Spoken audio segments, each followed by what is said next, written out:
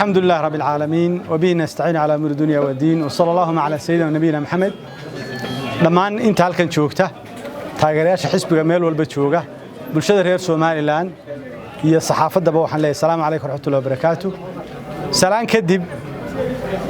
waxa la socoteen maanta in nalooga yeeray oo aniga gaar ahaan la iga yeeray gudoomiyaha xisbiga wadaniga xarunta CID-ga waxay ahayd runtii dhacdo cusub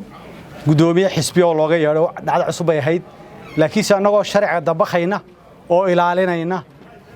oo doonayna inaanu muujino inaanu sharciga ilaalinayno ayaanu tagnay aniga iyo musharaxa madaxweynaha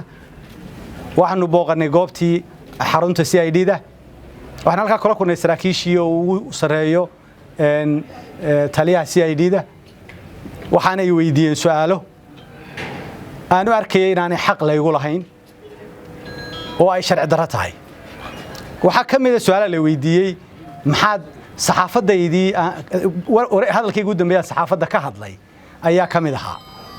waxay u muuqataa ha hadlina maxaa u hadasheen waxaanu saleenahay xisbiyaduna waa dimuqraadi dalkana dastuurka u damaanad qaaday haduu xisbi yahay hay'adu muwaadiniinta yahayba xorriyadda qolka u damaanad qaaday annaguna xisbi ahaan liisan baanu sidanaynaa hadalno waxay ahayd su'aalaha ay weydiiyeen maxaad u sheegtay madaxweynuhu inaanu shuruudihii dastuurka ku qoraa qaar kamid ah in calaamad su'aal saaran tahay waanu sheegay inaan aaminsanahay inuu haysto oo aan cadeynayo inuu haysto oo aan cadeynayo waanu sheegay iminkana waanu sheegayaa arinta noocaasi waxay muujinaysay runtii caga juglayn iyo in xisbiyada loo muujiyo xorriyadii ay u lahaayeen inay kaga hadlaan waxa qaldan in culays la saaro waxaana diiday xeerarka dalka iyo dastuurka way diideen xeerka xisbiyada iyo ururadu wuxuu tilmaamayaa inaan la caburin karin xisbiyada iyadoo guud ahaan marka hore dastuurku u damaanad qaaday su'aalaha ay weydiiyeen waxa kamid ahaa oo la yaab leh markan ka hadlayay maxaad u tiri waxa tiri sharci darro ha yeelina dayimka baan ku leeyahay dastuurka sharci darro diiday wixii sharciga ka hor yimaada waa null and void waa sharci darro waxba kama jiraan ma waxaad ku dhiirigelinaysaan idinku in sharci darro la aqbalo muwaadiniinta Soomaaliland iminkaan ku celinaynaa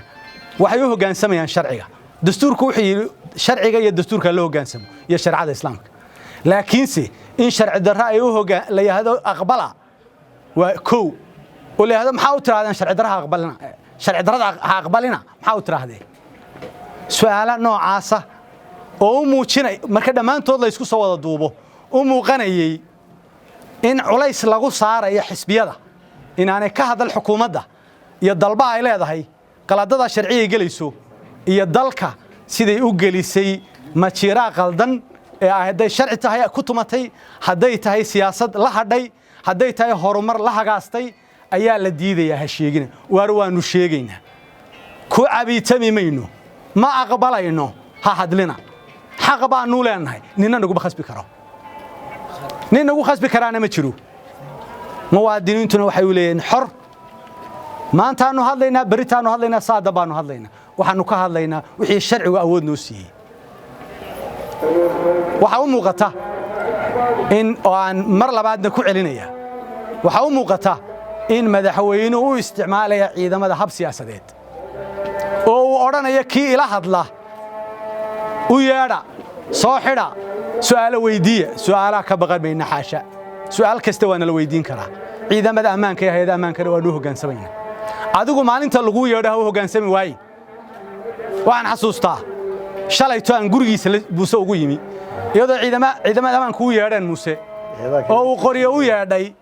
oo 20 inoo qoriyo sita u yeedhay oo ay gaad ka hayaan annagu tii yeelimayno annagu sharcigaanu ilaalinayna wax sharci darraana ka yeelimayno madaxweyne cid kala toona muwaadiniinta imkaan ku celinaya sharci darro cidna ha ka yeelina bulshada reer Soomaaliland baan u sheegayaa waxaan leeyahay sharci darro cidna ha ka yeelina waxa muuqata inay dhibayso xeerarkii iyo shuruucdii la leeyahay dabakha oo ay doonayaan inay soo doonayaan socdaan war muuse waxaanu leenahay boqortooyo laguma dooran haddaad moodayn boqortooyo lagu doortay dalkan waa dal dimuqraadi ah boqortooyo laguma dooran boqor yiraahda yani waxaan hayga hadlina ayaynu maqli jiray inagu ma baynaan arage dalalka boqoradu haystaan baa ka hadlina la oran jiray mala muuse boqortooyo moodi boqortooyo ma dalka Soomaaliland waa dal xor oo dastuurka Soomaaliland baa u damaanad qaaday adigana maalmaha ku hadhay adiga doortay maalmihii ku harsanaa inaad buuq geliso anana buuqaanu kugu caawinayna waa mahadsantii salaam alaykum